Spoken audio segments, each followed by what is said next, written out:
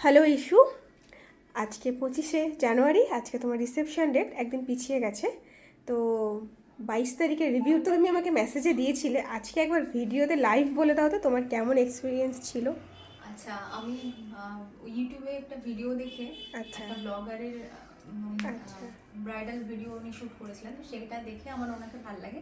আমি সঙ্গে সঙ্গে বুক করি, আর একদম 5 মিনিটের কথা, কোনো এদিক ওদিক না হয়নি। সত্যি তাই, কোনো এদিক হ্যাঁ, ওদিক না, কোনো কথা কোনো এক্সট্রা বেশি হয়নি। কথা হয়নি। আমি বলে এটা করবো না, হ্যাঁ ব্যাস এটাই। আর আর তারপর যে সারা 8 মাস আগে বুক করেছিলাম, 8 মাস আগে হ্যাঁ, কোনো কথা হয়েছে তা কোনো না। সত্যি কোনো কথা না, হয়নি। হ্যাঁ যে হ্যাঁ, কি করবো কি না কিচ্ছু করবো, কোনো কথা একদম হয়নি। শেষ দিন আমি আগের দিন রাতে আগের দিন রাতে আমি শুধু ওনাকে বললাম যে আমার একদম স্বামীকে ব্রাইট লাগবে, ব্রাইট লিপস এবং ব্রাইট আইস, সব কিছু কাজল কালো চোখ। কাজল কালো চোখ এবং লাল টকটকে ঠোঁট, লালের প্রতি আমার অবসেশন আছে।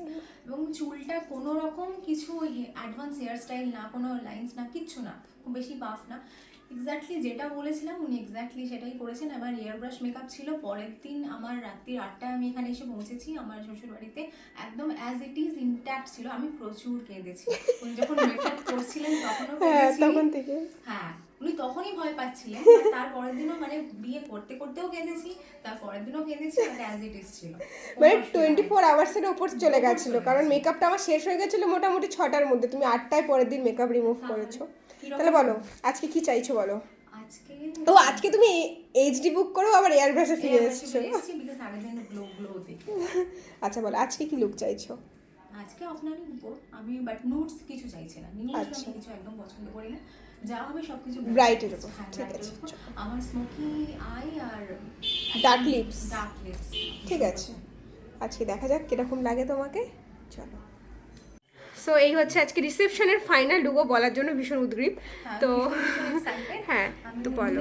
করেছিলাম বিয়ের দিনের রিভিউ আমি আগেই দিয়ে দিয়েছি, ওটা ফ্ললেস ছিল অ্যাজ ইট ইজ, 24 আওয়ার্সের বেশি ওটা স্টে করেছিল।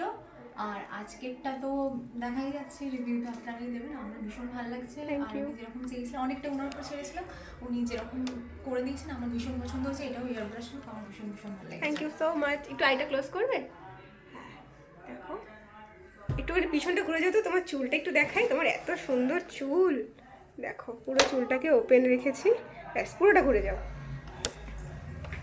বাহ, থ্যাংক ইউ সো মাচ, খুব ভালো থাকো, টাটা। টাটা।